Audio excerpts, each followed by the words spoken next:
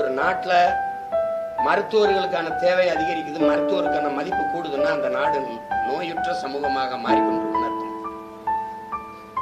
ஒரு நாட்டுல காவல்துறை அதிகாரிகளுக்கு பெருமதிப்பு இருக்குன்னா அது குற்ற சமூகமா மாறிக்கிட்டு இருக்குன்னு அர்த்தம்.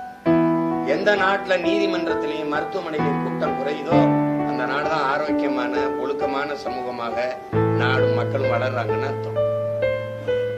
ஆனா இங்க என்னவா இருக்குன்னு நீங்க தான் யோசிக்கணும். எந்த நாட்டுல ஆசிரியருக்கு அதிக மதிப்பும் மரியாதையும் வருதோ அந்த நாடு அறிவார்ந்த சமூகமாக வாழுது வளர்ந்து அர்த்தம்.